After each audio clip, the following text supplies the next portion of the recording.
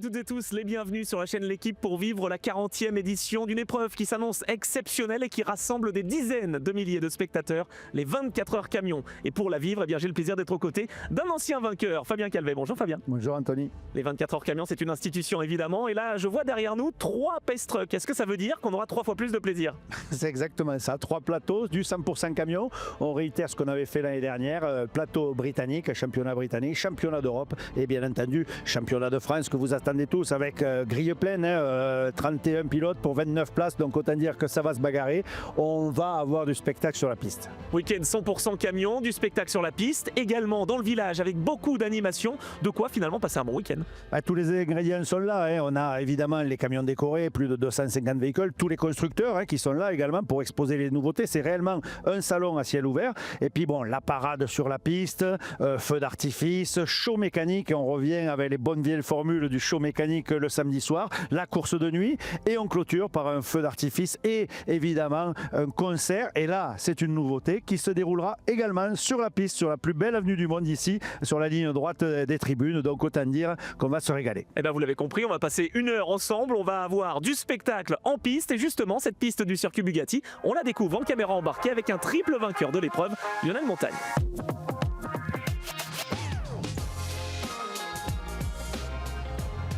Allez Fabien, on embarque avec le Renault T numéro 3, 4, je ne sais plus quel numéro de l'équipe Aravi. C'était le 3 effectivement parce qu'il a terminé 3e l'année dernière. En tout cas, on va la découvrir cette piste et avec un double champion de la discipline, c'est plutôt pas mal. On se rend compte quand même que les conditions sont très bonnes déjà. Oui, là les conditions étaient excellentes. Il faisait très chaud d'ailleurs le vendredi et le samedi. Là, la grande courbe de la montée du Dunlop, là c'est très rapide. Le bip bip que vous entendiez, c'est le signal de 160. C'est-à-dire quand on a le bip bip, c'est qu'on a un 160 et là on vient passer la chicane du Dunlop et c'est aussi avant la redescente et c'est quand même quelque chose d'impressionnant en camion. Le virage de la Chapelle on le sent, on l'entend tout en appui et on entend la direction, on a tendance à sous-virer. Il y a toujours ces 5 tonnes qui nous amènent vers l'extérieur pour aller au virage du musée où là encore on a un gros freinage gauche, on va plonger là également. Écoutez, au moment de repartir. Voilà, l'idée c'est de rentrer au mieux de façon à réutiliser la puissance au maximum puisqu'on va avoir cette grande ligne droite qui va nous amener sur un énorme freinage. On entend qu'on est de nouveau à 160, le garage vert où là pareil il faut négocier au mieux que possible. Vous voyez, on élargit la courbe au maximum, toujours pareil pour amener cette inertie de ce camion, profiter au maximum de la vitesse. Et là on entend à nouveau le limiteur 160, la grande ligne droite avant d'arriver au chemin au bœuf. Là aussi toujours, alors là quand on est seul c'est facile, ça va mieux. Mais quand vous êtes 29, je peux dire que le chemin au bœuf, le freinage il est toujours assez impressionnant et on vient bien de nouveau là-bas jusqu'au S du garage bleu afin de reprendre et de se positionner au mieux pour le virage du raccordement qui n'est pas facile en camion parce qu'on le voit, vous allez le remarquer souvent sur les images extérieures, il y a quand même un petit dénivelé et là le poids vient affaisser le camion, donc ça déséquilibre souvent le camion. Ici et là voilà, à ce moment là et quand on est en bagarre, c'est souvent théâtre de beaux passages et de belles bagarres.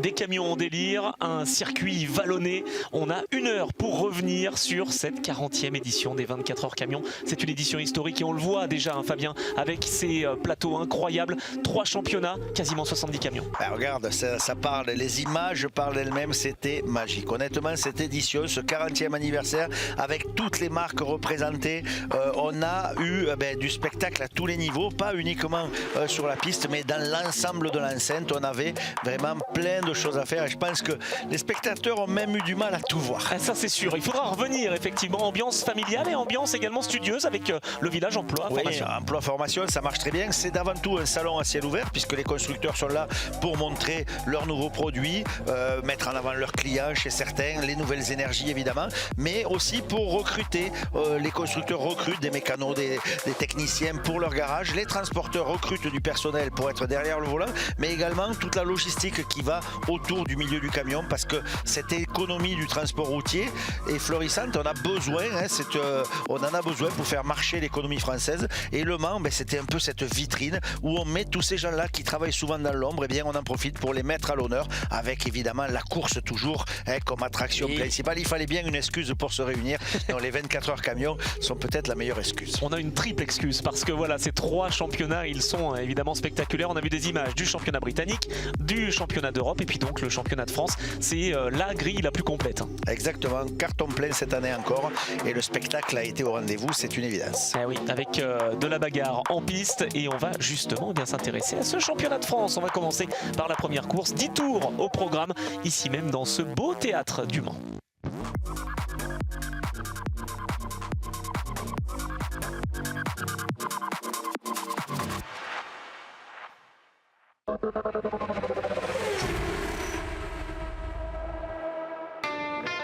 Et pour cette première course, alors on va en avoir 8 au programme, non pas 4 mais 8. Alors il y en a 4 du championnat de France et 4 pour le championnat d'Europe. Fabien, c'est une piste que tu connais bien puisque tu as gagné les 24 heures camion il y a maintenant quelques décennies. Fort longtemps, 96, mais c'est vrai que c'est un souvenir inoubliable et je pense que tout pilote qui inscrit son nom à ce fameux trophée des 24 heures est marqué à vie. Moi personnellement, ça a réellement changé ma vie parce que c'est à partir de là que je suis devenu pilote professionnel. Ça m'a fait franchir une étape et c'est vrai que ça reste, regardez ces tribunes pleines, cette atmosphère au Mans, cette ambiance magique, des speakers qui tiennent en haleine tout le monde avec Bruno et toi aux commandes est vraiment magique. Et quand on voit ce spectacle sur la piste, regardez l'intensité. Là on l'a vu tout à l'heure dans le tour de connaissance, on est à 160, on est à fond et il y a 4-5 camions de front, donc évidemment il faut jouer un peu des coudes pour passer et ça passe. Et c'est passé, effectivement. Lionel Montagne qui a réussi à garder l'avantage sur Théo Calvet. Il a surpris tout le monde, Lionel Montagne. On l'a déjà vu à Nogaro qui était en forme mais en manque de réussite. Là vraiment, il y a du rythme dans ce round. Là, je dirais que le team Aravi a produit un boulot exceptionnel parce qu'on l'a vu. Alors rappelons qu'ils n'ont pas la bride. Vous savez, il y a ce système de handicap en course de camion. Donc comme ils ne sont pas dans les 3 premiers, ils ont une bride d'air un peu plus généreuse. Mais en tout cas, un boulot exceptionnel. Et on le voit, le Théo qui est pourtant leader du championnat n'arrive pas à suivre le rythme de Lionel tout simplement, qui fait du sans faute. Et c'est vrai que ces camions Aravi, cette année on les voit de plus en plus souvent aux avant-postes. C'est vrai que c'est important de le souligner en effet, ce camion numéro 3 de Lionel Montagne qui devance Théo Calvet, Jonathan André encore au rendez-vous et puis le local de l'étape, le Sartois Thomas Robineau, 4e seulement j'allais dire, mais il va essayer de remonter. Oui, tout à fait. Alors c'est vrai que paradoxalement, s'il est devant son public, on l'a vu déjà l'année dernière, il n'est pas forcément à son aise sur ce circuit. Je ne sais pas si c'est trop de pression ou peut-être bien tout simplement le circuit qui ne correspond pas à son pilotage ou en tout cas aux performances du camion. Mais c'est vrai que là encore, c'est un peu la mauvaise surprise, je dirais, parce qu'on l'attendait aux avant-postes. On ne s'attendait surtout pas à voir les Aravi comme ça, si dominateurs avec un Lionel qui a été impérial en tout cas sur cette première course. Les essais, pole position, départ en tête, c'est un sans faute. Mais attention, parce que derrière on sait que Théo Calvet va essayer d'en profiter, Jonathan André aussi, et puis la bagarre pour la 8e place, parce que Fabien, on le sait, il va y avoir cette grille inversée. La 8e place, elle est synonyme d'un départ devant. Vous êtes 8e, course 2, vous vous retrouvez premier en pole, donc il y a quand même beaucoup d'enjeux et on sait que les tensions, quand on est là justement aux portes de cette 8e place, on sait qu'il peut y avoir quelques frictions parfois. Alors il y a eu entre-temps le meeting de Manicourt et on sent que José Sousa confirme les bonnes prestations. Il est 3e du général en arrivant ici au Mans. On parle de bonnes surprises avec Aravi. Je dirais que je pourrais employer le terme de surprise exceptionnelle pour José Sousa qui confirme, qui est là, qui est régulier, qui fait du super boulot, qui a pris le dessus même sur son propre fils, son coéquipier. C'est vrai. À Manicourt, il a une fois de plus produit une copie sans faute avec des résultats à la clé. Il marque des points. Il sait maintenant peut-être parfois se tempérer un peu pour marquer des points, alors qu'avant il avait plus tendance à tout lâcher et puis en perdre beaucoup. Et bien là il a compris que parfois il faut mieux perdre un peu de peut-être une position mais marquer des points. Et il est 3e et il est solidement installé à cette 3e place et c'est peut-être ça qui fera que au terme d'un Mans s'il réussit son week-end du Mans, ce qui est toujours un peu délicat pour lui. Hein. Et pour la famille Souza voilà, en général, parce que l'année dernière, on se souvient que Raphaël Souza avait terminé dans le mur malheureusement. Voilà, il est plus souvent du côté avec ses sponsors, ses partenaires que s'occuper de la course. Alors cette année, il a eu un briefing un peu particulier du manager de l'équipe hein, et on lui a un peu serré les boulons en lui disant tu sors de la cuisine et tu passes au volant. Hein, et il a en tout cas, on va voir, mais en tout cas sur ses premiers tours de roue, il prouve qu'il devrait être au rendez-vous. Et par contre, il y en a un qui a perdu des places, c'est Jonathan André, il était sur le podium provisoire, il laisse Thomas Robineau sur cette troisième marche, certainement un petit peu de liquide déposé par un des concurrents qui voilà, l'a piégé. Il y a eu une piste glissante, petite erreur de jugement, un freinage un peu loupé et ça profite à Thomas Robineau qui a plus d'expérience une fois de plus. Hein. On voit que l'expérience en course de camion, eh bien John s'est fait piéger, pas Thomas, il passe au même endroit, au même moment, mais il n'y a pas la petite erreur, l'expérience est là et il s'empare de cette troisième place, synonyme quand même de points très très précieux pour lui. Si l'on vise, comme Thomas le fait, le championnat, il faut savoir que son adversaire c'est Théo Calvé et il l'a maintenant en ligne de mire, donc réduction du delta de points et on resserre le tout. Il y avait simplement 40 points d'écart entre les deux en arrivant ici au Mans, donc là petit avantage pour Théo Calvé mais pas autant que ce qu'il aurait pu avoir sur Thomas Robineau. Victoire en revanche pour Lionel Montagne, la première de la saison. Oui, et celui qui score le plus c'est bien Lionel Montagne. Et Thomas Robineau donc sur le podium qui devance Raphaël Souza, Anthony Robineau, Jonathan André seulement 6e donc, tandis que José Souza sera 8e. Il est content, hein. Là on peut voir la joie dans les yeux de Lionel. Bravo Lionel, on en parlait, on se disait bon est-ce que c'est possible en partant de la pole position? Oui tu l'as fait Lionel, c'est un circuit que tu apprécies et c'est la première victoire de la saison. Exactement, mais je crois que c'est une des plus belles victoires en fait. Peut-être parce que ça fait longtemps qu'on l'attend, elle s'est faite un petit peu languir celle-là. Mais écoute, depuis les chronos je me sens bien avec ce camion. Je pense qu'on a réglé pas mal de soucis, je l'avais dit, le jour où on va régler nos soucis, on sera rapide et on est rapide. On se disait ça serait pas mal un podium pour un Manceau. Tu l'as ce podium, bravo, 3e. Bah oui on est content, c'est vrai que Jonathan il s'est loupé dans un virage. Voilà, ça nous a permis de monter sur le podium parce qu'on avait des petits soucis sur le train arrière du camion, donc j'étais vraiment pas en capacité de revenir sur lui. Alors c'était un peu inattendu mais on l'apprend. Ah oui, le podium donc à domicile, toujours un grand moment de monter sur ce fameux podium. Et Laurent Wolf était là pour remettre les trophées parce que oui, on en reparlera de ce concert. Lionel Montagne, Théo Calvet, Thomas Robineau, c'est le trio dans cette course numéro 1.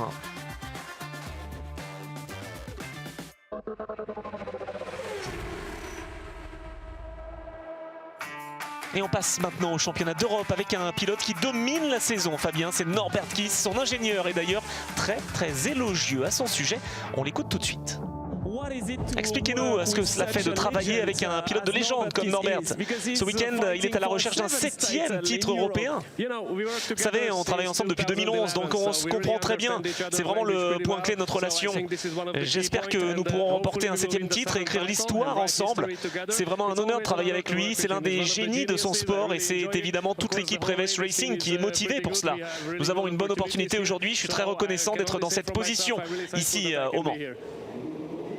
Incroyable Norbert Kiss, hein. Franchement il peut entrer dans l'histoire. Incroyable Chababako aussi, hein, parce que franchement un des meilleurs ingénieurs du plateau. Tu sais, on parle souvent d'Adrian Newey en Formule 1, etc. Ben, le Chababako c'est un peu le Newey du camion, partout où il passe ça gagne et c'est vrai que la combinaison des deux avec cette équipe géniale, ce camion qui est juste incroyable, eh ben, c'est net et sans bavure, on l'a vu là encore, ça passe, c'est propre, c'est taillé, c'est net, voilà, c'est net et c'est vrai qu'on voit pas ce qu'il peut aujourd'hui venir chercher Norbert, alors qu'on voit derrière, oui, ça se bagarre, ça se bataille. On a vu Antonio Albacete en difficulté avec Taylor qui s'est fait un peu pousser, ça revient, ça profite à ceux qui sont devant, hein, puisque devant ça déroule. Hein. Bon, les marqueurs par contre ne sont plus là. Ben, c'est vrai que je fais pas de commentaires, mais bon, de toute façon ils comprennent pas, mais la direction de course côté FIA était quand même très généreuse parce que les marqueurs ont une durée de vie assez limitée. Oui, autant qu'on ne pas. Voilà, par rapport à la discipline qu'on peut avoir coureurs en France, je me suis aperçu que les lignes de course étaient un peu plus généreuses côté Europe. Alors on dit ils vont plus vite, mais c'est vrai que si tu ne prends pas le même chemin, ça peut aller plus vite. Ça peut aller aussi, voilà, ça peut aller plus vite. Et ça va vite aussi pour Steffi Halm avec ce camion numéro 44, l'ancienne championne de France. On en a parlé dans le programme, notamment bien sur Nogaro. Et à l'image, on voit un marqueur volé en même temps. Mais elle est passée, Steffi, et elle a pris Elle fait plaisir à voir, Steffi. Honnêtement, c'est une très belle surprise cette année. Elle est là, elle a encore prouvé au Mans, elle lâche rien. Là, il n'y a pas de classement féminin, masculin, tout est mélangé. Et honnêtement, elle n'a pas à s'en laisser compter. Alors que là, on voit un appui un peu. On parlait tout à l'heure de bloc pass ou voilà. Mais là, on a eu. Là, c'est bloqué, mais là, c'était un peu plus viril. Voilà, c'est un peu plus viril. Reinert qui revient. Reinert sera pénalisé d'ailleurs. Voilà, Reinert qui roule avec un camion à Kiss, hein, l'ancien camion de Kiss. Ah bah il a fait un French Kiss, tiens, justement. Voilà, il a fait un French Kiss, oui, on peut le dire. Mais en tout cas, Reinert qui lui aussi est très impressionnant cette année, qu'il faudra surveiller au Mans parce que généralement, il s'y sent bien. Et pour l'instant, son début de saison est pas mal du tout. Et oui, parce que cette année, il a beaucoup gagné les courses à grille inversée. Oui. Tu as raison, effectivement. René Reinert qui va prendre 5 secondes de pénalité pour son contact. On va voir où ça va le placer, s'il reste bien 8e ou non. Tandis que devant, eh bien, ils ne se font pas de cadeaux. C'est Joran Hahn et Sacha Lenz. On a vu que les deux ne se faisaient pas de cadeaux. Ils ne partiraient peut-être pas en vacances ensemble. Là aussi, 2 Allemands, un en jeu, numéro 2, numéro 3. Le numéro que vous avez sur le camion, c'est le résultat de l'année d'avant. Hein. Donc Kiss 1. Jochen 2, Lenz 3, ça vous donne un peu le tableau. On voit que la bagarre du 2 et 3 bien, profite largement au numéro 1 parce que là il est avec un wagon d'avance devant tout le monde. Mais c'est vrai que le 2 et le 3, c'est toujours une grande histoire d'amour et encore ce week-end, on l'a vu, ils sont côte à côte. Oui, on est d'accord. Ils vont terminer 2 et 3, mais c'est bien Norbert Kiss qui s'impose pour la 16e fois cette saison. Il est incroyable, il s'approche doucement mais sûrement de son 7e titre européen et donc dépasser Joran Hahn et Steve Parrish.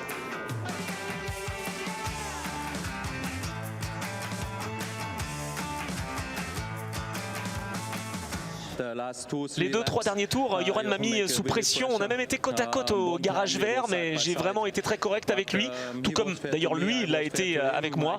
J'ai fermé les portes, c'était musclé, mais je dois marquer de gros points pour la 3e place au championnat. C'est ce que j'ai fait aujourd'hui et c'est ce qu'il faut faire. Eh oui, il se bat face à Steffi Halm, mine de rien, pour la 3e place au championnat. Oui, et puis cette année, c'est pas gagné. Hein. Les résultats en tableau avec Norbert Kiss intouchable devant Sacha Lenz, Joran Hahn et José Eduardo Rodriguez que l'on a connu en France puisqu'il a été champion. Oui, lui aussi.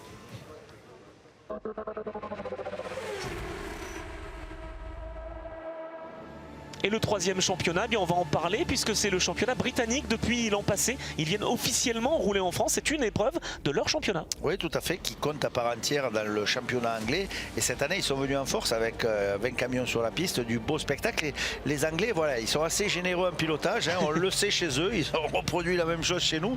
Mais franchement, ça a fait des belles courses. Et je pense que les gens aiment bien aussi. Ouais, voilà, le tempérament. Et ils sont très nature. Je veux dire, vous pouvez aller les voir dans le paddock, ils sont proches. Et puis ça bataille et ils sont un peu plus viril. En tout cas, la direction de course est peut-être un peu plus tolérante.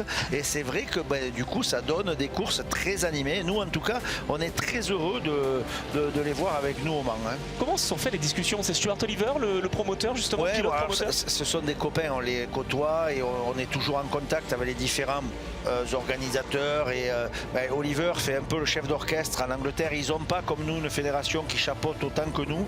Mais en tout cas, moi, c'est mon interlocuteur.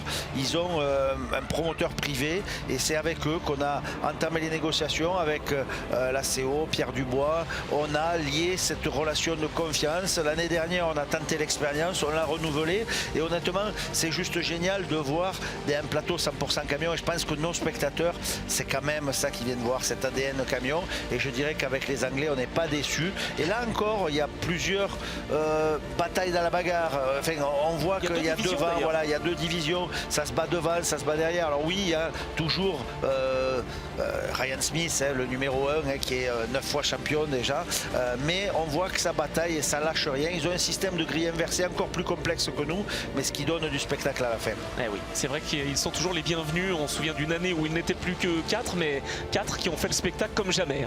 Exactement. Et c'est Ryan Smith qui va faire la bonne opération. Il est là ce week-end, le Britannique qui va se diriger peut-être vers un 10e titre en championnat britannique.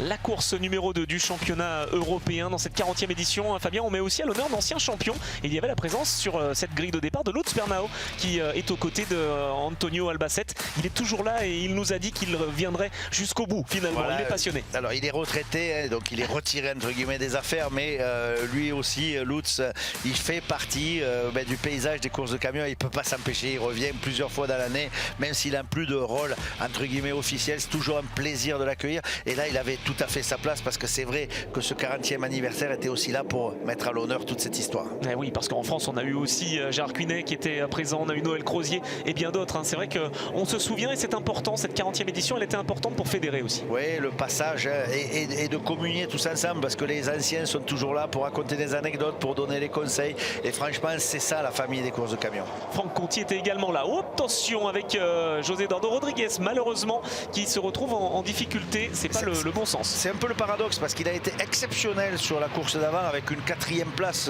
magistrale. Oui. Et là une erreur de débutant se met en travers. Enfin, c'est un peu c'est parfois un peu difficile à expliquer parce qu'il peut être très bon et faire des erreurs comme ça qui anéantissent tous ses efforts de la course précédente et c'est dommage. Alors même si il est parmi les leaders parce qu'il est quand même souvent aux avant-postes, c'est peut-être le manque d'expérience ou en tout cas sa jeunesse entre guillemets qui le met en difficulté comme ça parce que devant eh bien on regarde un pilote comme Reinert et on en parlait tout à l'heure, oui. On voit qu'aujourd'hui il est coaché par Kiss, qu'il a le camion de la dernière de Kiss et quand il est devant et derrière on voit qu'il y a quand même quelques titres de champion d'Europe à sa poursuite puisque tu as quand même alors il y en a 6 et 6 puisque là à cette heure là de la journée Kiss n'a pas encore son 7e mais en tout cas il y a du monde derrière et il tient.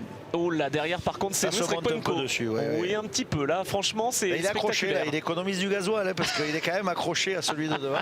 Donc voilà, ça c'est du remorquage, on voit. Alors l'effet juste pour expliquer aux spectateurs, c'est vrai que les pare-chocs s'entremêlent et donc du coup tu es accroché, tu peux pas te décrocher. C'est un peu voilà, c'est des éléments de sécurité mais qui parfois peuvent jouer des tours comme on l'a vu à l'image. Alors c'est impressionnant mais sans gravité. C'est vrai effectivement. Alors là il y a vraiment un groupe de 5 qui ne se détache pas. Reinert est solide parce que face à lui il a quand même Steffi Alm qui doit prendre de bons points pour le championnat et puis derrière Joran Hahn, on l'a dit, Norbert Kiss qui lui a souvent un camion impeccable. Ouais, c'est vrai que quand tu es un peu dominateur, en tout cas que tu es un peu supérieur, ça te permet de gérer. Donc c'est vrai qu'on dit toujours ouais, Kiss il accroche rien. Mais ouais, c'est sûr que si tu es une seconde plus vite que les autres, tu as moins tendance à accrocher. On est bien d'accord. Voilà, il y a eu donc un petit drapeau rouge. Oui, tout à fait. Voilà, mais c'était un petit peu plus par rapport à des camions arrêtés sur la piste. Et là aussi, voilà, on reprend l'ordre normal. Et dans ce dernier tour, eh bien, René Reinert est largement installé en tête et va s'imposer une nouvelle fois. C'est lui qui, juste derrière Norbert Kiss, a le plus de victoires cette année. Incroyable. Oui, c'est quand même, là aussi, on voit le réel changement. Alors ça faisait 2 ans ou 3 ans qu'il n'avait pas roulé, donc il revient aux affaires. C'est un pilote expérimenté qui revient aux affaires. Mais là, on voit l'effet, le deuxième effet qui se coule.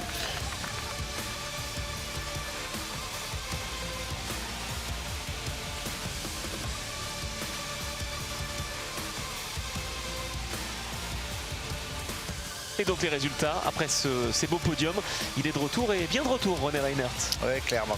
Un triplé allemand pour cette course numéro 2.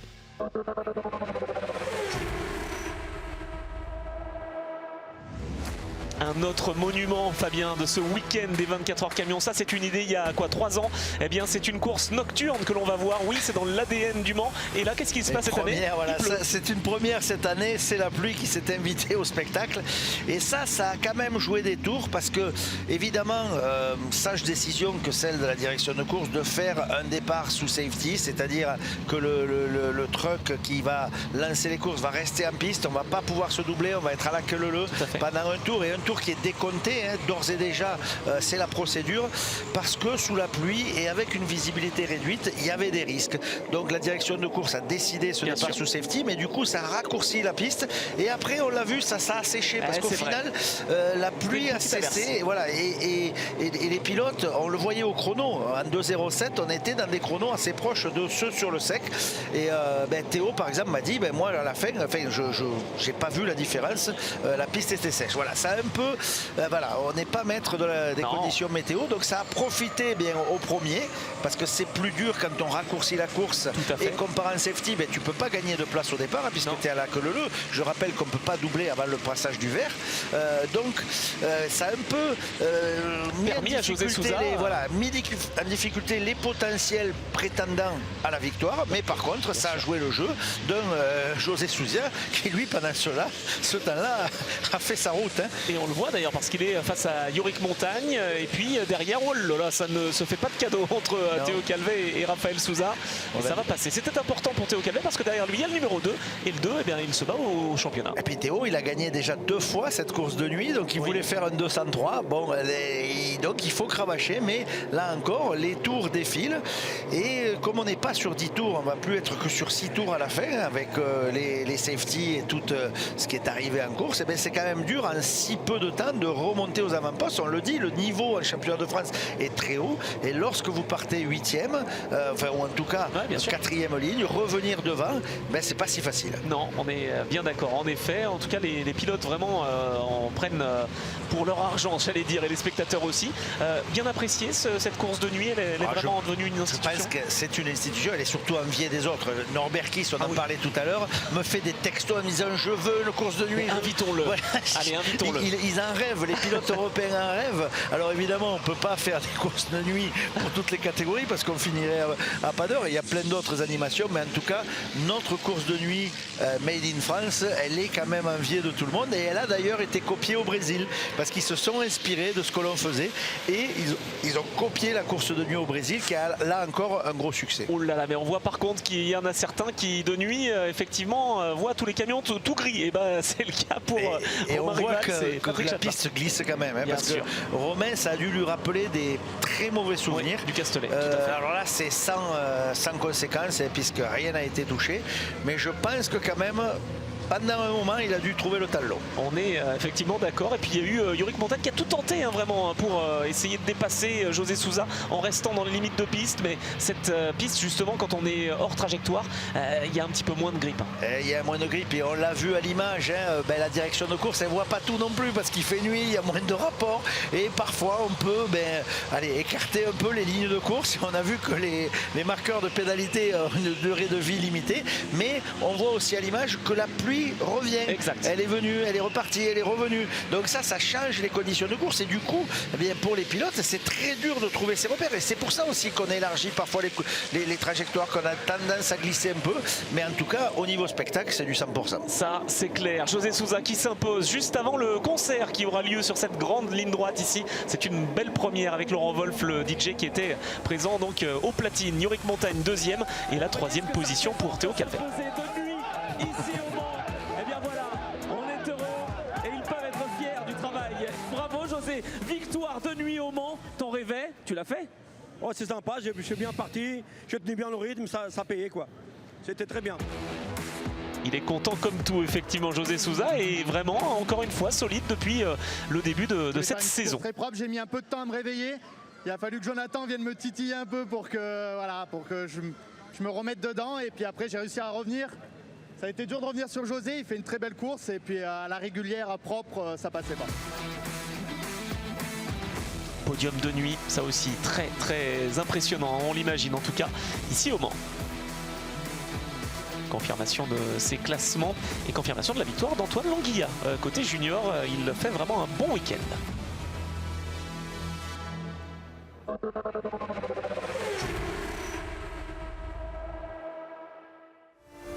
Le samedi soir au Mans, c'est également aussi le moment du festival, j'allais dire à ciel ouvert, de camions décorés. Depuis combien de temps est-ce que l'on a cette tradition? Depuis 1981, depuis la première 40e édition, 40e parade. Et cette année, particularité ouverte par des enfants avec les petits camions Scania aux couleurs de Truck Stop, le nouveau média communautaire de l'organisateur. Vraiment un moment magique. Voir cette nouvelle génération ouvrir la piste, c'était formidable. C'était vraiment un bon moment, un bon souvenir en effet. Après cette première journée, voilà, c'était une ambiance festive, donc avec un record de participants au défilé, un moment très privilégié. La course numéro 3 cette fois-ci pour les pilotes du championnat d'Europe qui vont encore une fois certainement nous régaler. Et là c'est vraiment un moment fort parce que Norbert Kiss peut aller atteindre ce 7e titre. Alors camion rouge numéro 1, on parlait de Chababako qui est un ingénieur de référence, on pourrait penser à Ross Brown peut-être, à la couleur rouge de Ferrari, un pilote allemand Michael Schumacher qui a 7 titres. Voilà, on y est quoi. On y est. En tout cas, il va tout faire pour rentrer dans l'histoire. Et on parlait tout à l'heure de José Eduardo Rodriguez qui était en dents de scie le samedi. Et bien là, il prouve une nouvelle fois qu'il est au rendez-vous. Il est 4e et il passe sans problème. Et regardez le camion qui pointe actuellement 5e, le numéro 23, c'est Albacete, un des plus anciens pilotes, le gars qui a le plus d'expérience. Ouais. Et bien on voit que Rodriguez fait la différence et il est là. Et c'est ça peut-être qui est le plus surprenant et même un peu rageant de la veille, puisque on voit qu'il est au rendez-vous. Alors c'est vrai qu'il a couru ici en championnat de France, il a été champion de France, il a de l'expérience, mais c'est aussi bien de voir que cette nouvelle génération est aux avant-postes. C'est pas réservé aux anciens. Alors oui, évidemment, devant on a un Kiss impérial, mais il faut rappeler aussi qu'en FIA, il n'y a pas de système d'handicap comme on a en France, et c'est ce qui permet peut-être de connaître, ou en tout cas de prédire le résultat à l'avance, parce qu'en France, avec l'handicap, c'est beaucoup plus difficile, parce que c'est beaucoup plus disputé, et peut-être la FIA pourrait s'inspirer d'un système similaire à celui de la France, de façon à redistribuer les cartes, parce qu'aujourd'hui, il fait vraiment cavalier seul devant. Et il est champion, le Hongrois, donc face à Joran Hahn, un petit peu déçu bien sûr d'avoir perdu, mais quel champion c'est ce Norbert Kiss, véritablement. Il ravit la foule et en plus il est sympathique. Voilà, il est au sommet de cette compétition européenne. 7 titres, jamais personne ne l'a fait dans l'histoire.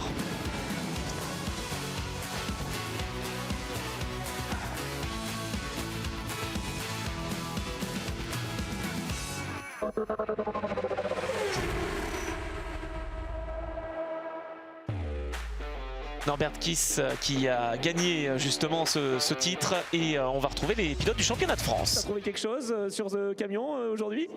Oui, c'est sûr, on a travaillé hier soir avec les gars, on a trouvé de nouveaux petits points pour s'améliorer. Ionnet était très rapide hier et c'est vrai qu'on s'y attendait pas forcément, donc voilà, on a essayé de bosser cette nuit pour rattraper le gap, mais il est quand même pas loin derrière, donc il va falloir cravacher. Ah oui, pole position avec le record du circuit pour Théo Calvet, c'était le sens de la question justement. Ouais, tout à fait, c'est vrai qu'on lâche rien, hein, si tu veux, c'est pas parce qu'on est leader du championnat, il fallait rectifier le tir, donc bon, Théo l'a fait, mais une fois de plus, là encore, bride, pas bride. On parlait tout à l'heure d'handicap où tout est joué en avant, en Europe, on voit que c'est joué d'avance, et bien là, c'est pas si facile parce qu'on voit que le numéro 3, bien il est là, hein, malgré la pole position, à l'accélération, eh bien il est là et ça fait la différence. Et là encore, on le voit, pas de bride sur le numéro 3, enfin une bride plus généreuse bien sur le numéro 3, eh bien on voit du spectacle et c'est peut-être ça que devrait réfléchir, même si ça ne change pas l'ordre final, le meilleur gagne à la fin, mais en tout cas ça redonne un peu de fil à retordre et c'est pas joué d'avance, et on le voit en championnat de France. Moi ce qui me réjouit, et là c'est le président qui parle, c'est de voir la qualité du plateau, le niveau qu'il y a aujourd'hui dans cette compétition, et on voit que ça se bat à tous les étages, et vraiment ça fait plaisir à voir, parce que franchement encore cette année je pense que c'est un des plus beaux championnats que l'on que l'on peut avoir effectivement, alors que Raphaël Souza, malheureusement, Fabien qui comme l'année dernière va terminer son week-end un petit peu plus tôt que prévu, il y a eu un contact avec Mathieu Bernard et là ça a vraiment été impossible à maîtriser. Impossible à maîtriser dans une portion du circuit assez délicate. On est en pleine réaccélération et regardez l'arrière du 21, il va sauter, regardez maintenant top.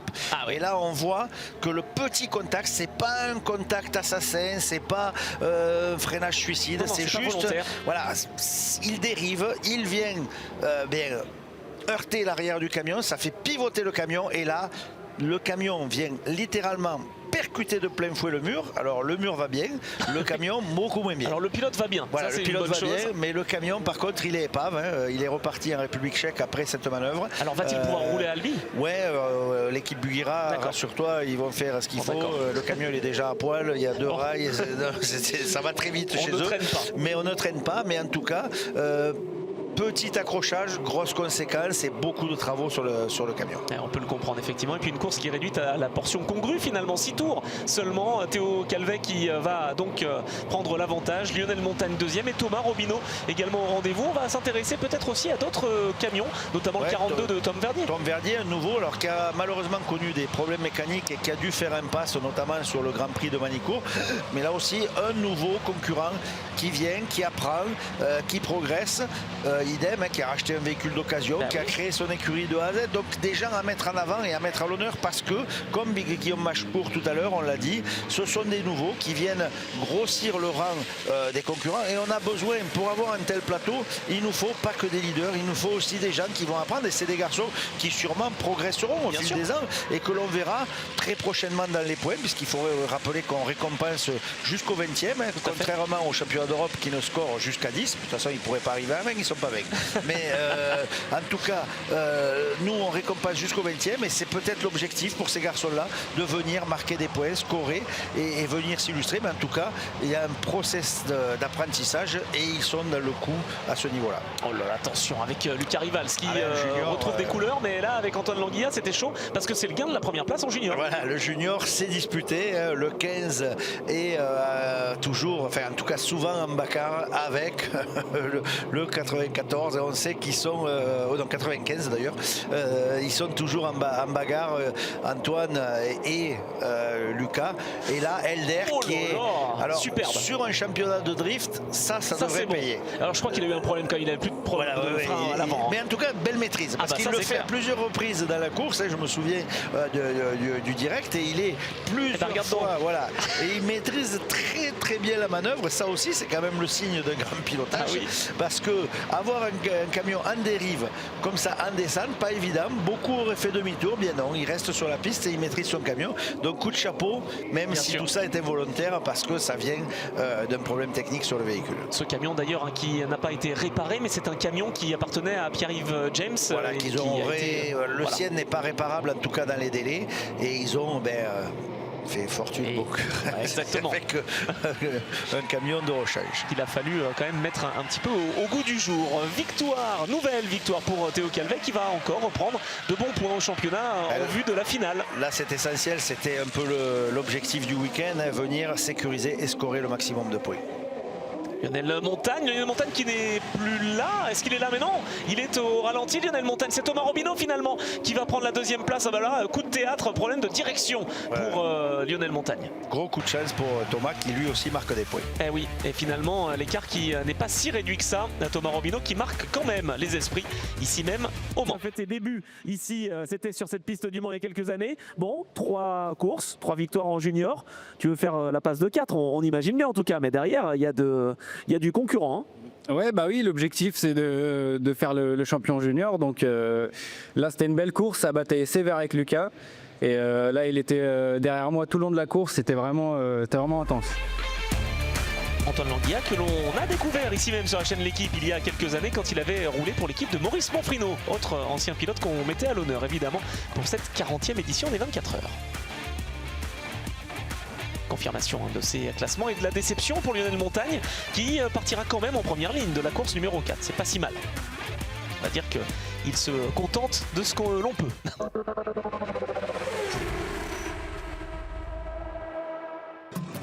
Les dernières courses approchent, on est sur la grille de départ du championnat d'Europe et on va écouter le désormais septuple champion d'Europe, Norbert Kiss.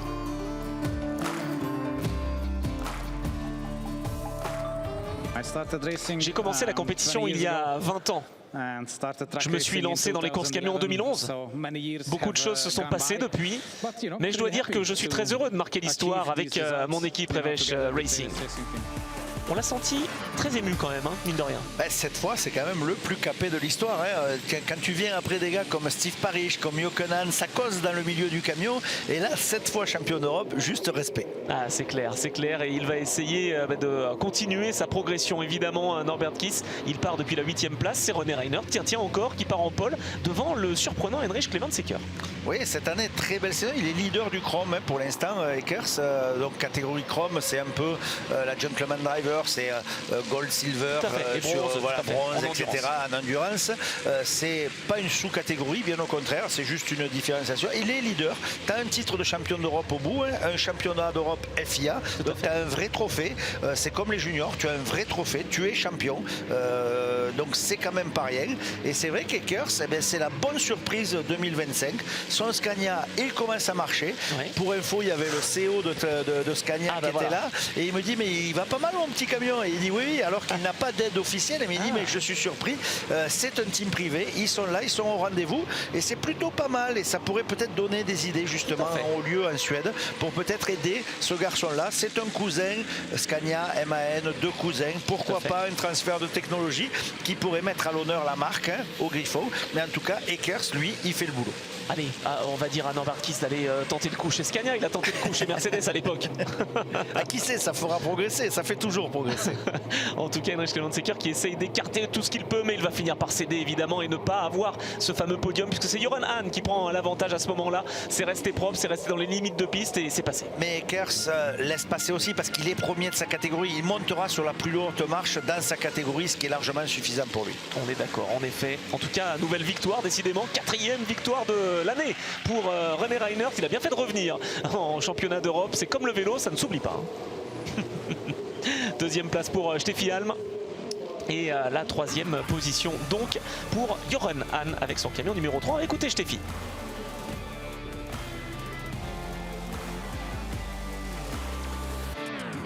Ouais, ce podium c'était vraiment très important pour nous permettre de rester dans la lutte pour la 3e place au classement du championnat. C'était pas si facile car en début de course, Heinrich Clemensecker a fait un bon travail, en tout cas de ce que j'ai vu. J'ai eu l'opportunité de le dépasser assez tôt. Ensuite, je suis revenu sur René, mais par contre là, j'ai pas pu trouver l'ouverture. Moi, je voulais pas prendre trop de risques, j'ai décidé de conserver cette 2e place.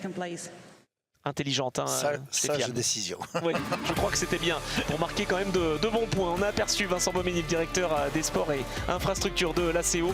Encore une très belle manifestation évidemment ici au Mans avec les équipes de Wheels Racing et de l'ACO qui co-organisent cette épreuve. René Reinert vainqueur devant Steffi Halm et Göran Hahn, encore un triplé allemand.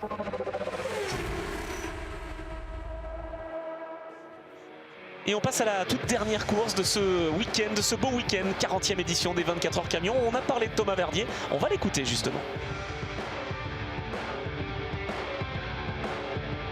C'est facile de franchir le pas quand tu étais spectateur passionné et que tu arrives à être acteur finalement de ces week-ends-là. Ouais, bah c'est génial, c'est vrai que c'est une continuité d'une passion. Donc on vient exposer les camions, on est dans les tribunes et puis là on se retrouve au volant. Donc ouais, c'est vraiment génial. Ouais. Il y a eu plusieurs, alors qu'on aperçoit la mascotte Willy qui est présente, il y a eu plusieurs justement pilotes comme ça, Fabien, qui ont décidé de franchir le pas. Xavier Fouché en fait partie. On vient des camions décorés puis on vient en camion. C'est la preuve que ça fonctionne.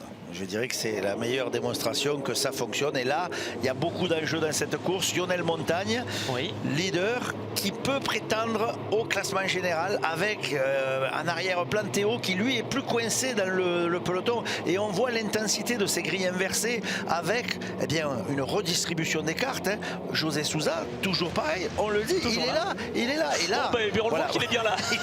il montre qu'il est là. Hein. Si quelqu'un avait oublié, il fait un petit rappel, piqûre de rappel. Mais en tout cas, on voit l'intensité de ces courses. Ici, au freinage, ça passe à l'intérieur. Le 24 est obligé un peu de se déporter. ça va profiter à Théo qui va pouvoir peut-être se glisser, mais rien n'est joué parce que côte à côte, là encore, le freinage, on voit que personne ne lâche rien. Et Yorick, c'est pas le genre à baisser les bras. Preuve en est, il reste devant Souza. Là, franchement, niveau spectacle, pour le public, difficile de faire mieux. On est d'accord qu'il voulait prendre sa revanche quand même de la course de nuit parce que généralement il est très très propre, très fair play, mais là il a voulu dire à José Souza, écoute, c'est moi le patron aujourd'hui. Voilà, exactement. Mais en tout cas, on voit, et à tous les niveaux, que c'est très disputé. Thomas, un peu enfermé dans le peloton, il l'a dit, il a quelques soucis, il n'arrive pas à trouver le rythme avec son camion. Et devant, l'agréable surprise, c'est Antoine Languila. Antoine Languila, il est 5e, il est aux avant-postes, c'est un junior et pourtant il joue la course devant. Comme quoi, ça progresse au fil des courses et franchement ce sont des garçons qu'il va falloir surveiller parce que là quand tu es avec des vainqueurs, des champions dans le rétro, normalement il faut quand même s'attarder sur sa conduite. Il est avec le camion numéro 95, bien préparé par l'équipe Luxo Sport et là par contre il va finir par céder, mais ce qu'il m'a déclaré à la fin de la course c'est qu'il avait tellement appris, je freine beaucoup trop tôt, dit-il. Ouais, après attention, on apprend énormément quand on est confronté comme ça au meilleur. T'as quand même à ta gauche Thomas Robineau, bon, qui lui a mis un petit coup, qui lui dit voilà, reste à ta place. Mais je veux dire, tu as quand même des grands champions, des gars qui ont de la bouteille. Donc c'est vrai que le fait de rouler, plus il va rouler devant, plus vite il va apprendre et progresser. C'est ça aussi, l'expérience. C'est vrai que Robineau était un peu en dessous ce week-end, mais il a quand même été là. Il a eu de la chance, il a aussi réussi à scorer des points. Rien n'est perdu, tout est encore possible. Et derrière, il y a parfois des freinages un peu tardifs. Son adversaire, on va dire. Là, il n'a pas jugé la dimension du capot, quoi. En tout cas, il a réduit la dimension du capot. Fabrice Chéniaud, qui est venu, sans le faire exprès évidemment, pousser Anthony Romé. On est déjà dans le dernier tour et là ça pourrait être encore une fois historique pour la famille Montagne. Lionel devant Yorick, un doublé des Renaultais ici au Mans. Et bien c'est fait, le papa devant le fiston. Ouais, ce qui prouve une chose, c'est que les Renault ils sont dans le coup. Aravi, même s'ils ont eu des moments difficiles, on ne baisse pas les bras et l'équipe elle est là et le résultat il est là sur cette ligne d'arrivée 1 et 2 au Mans sur la course 4. Bravo. Mais ça sera trop juste pour Lionel Montagne. Il n'y aura pas de troisième victoire au 24 heures camion puisque c'est bien Théo Calvet qui s'impose ici au Mans pour cette 40e édition. Tu me parlais du challenge 24 heures, je crois qu'il est dans la poche. Ouais, je pense aussi au cumul des points. Après calcul, je pense qu'on est pas mal pour le résultat final. Et puis on engendre de beaux points aussi pour le championnat. Donc c'est juste nickel. Et puis 4 courses, 4 podiums au Mans avec une ambiance de fou. Vous pouvez pas rêver mieux. Eh bien voilà, le rêve est devenu réalité. 3 victoires consécutives. Il entre lui aussi dans l'histoire et fait aussi bien qu'un certain Steve Parish et que Noël Crozier. Oui, des petits jeunes.